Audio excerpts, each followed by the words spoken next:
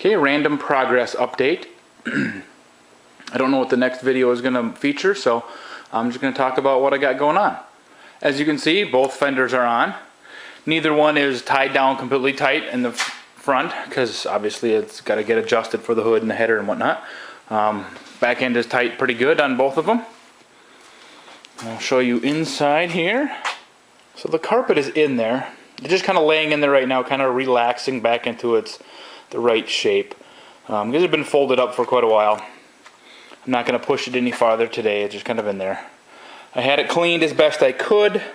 Because the replacement carpet, you know, there's like basically one place that makes it, Auto Custom Carpets, and they make just absolute crap.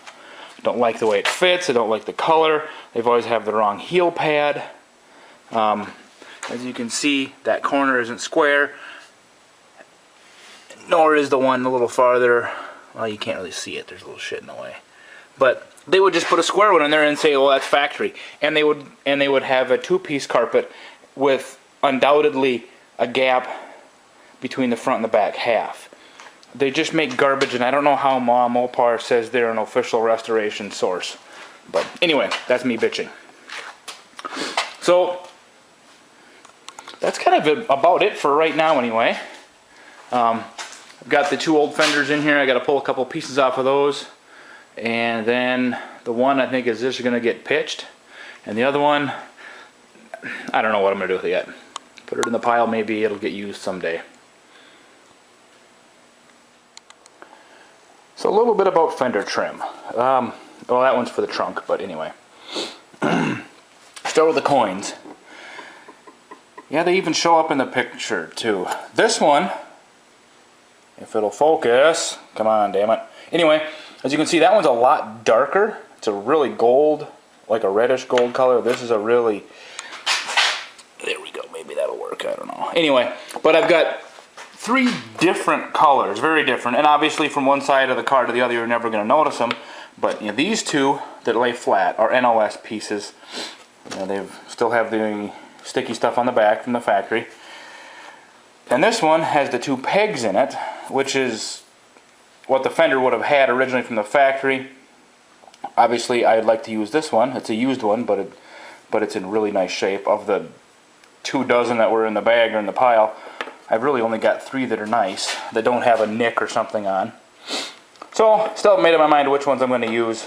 These two are the closest in color, but then those two are brand new. So, but this one was going to line up perfect, which I wish I had another one that was really nice with pegs, and I'd put those in. The actual Cordoba script, or Chrysler, this, like I said, that's for the trunk. So, only had a few of these to choose from. I picked the best 2 I've got right now. This one I've got all the backing cleaned off. This one is still on there. I have to clean it off yet. And then it's a matter of using, sorry, reaching all over the place. I thought I had a label on it. But this is a 3M double-sided tape. Works great for moldings and emblems. So it's a matter of stick it on and then trim out around the edges. So that's going to take a while. But just the way it is, it's either that or find NOS pieces, and good luck with that. Then I've got to paint the edges. You can kind of see on the bottom where they're supposed to be black. And on the top, that usually gets worn off. See there, it's all chrome. And that should be mostly, pretty much anything that's not the actual surface should be black. And that'll take a little while to get all that painted too, but you know, it'll look good when it's done. Like I say, this one's for the trunk. I've got to do the same thing with that, put the back on. But a lot of this black is good yet.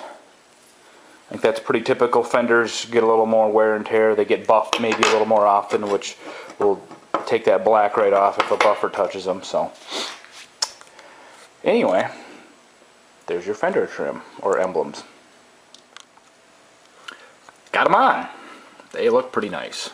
Well, this one does. The other one, not as much, but well, what do you do now?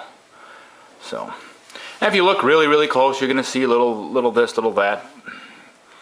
But not too often you're going to be less than 10 inches away from a nameplate on the side of a car. So, there we go. quick little update on interior. Obviously, the back seat is completely in. So is the center console. Carpet's in. It's got dirty. I've been crawling in and out of it, so it's just a matter of vacuuming it. But and that's about as much interior as I can get in for the time being.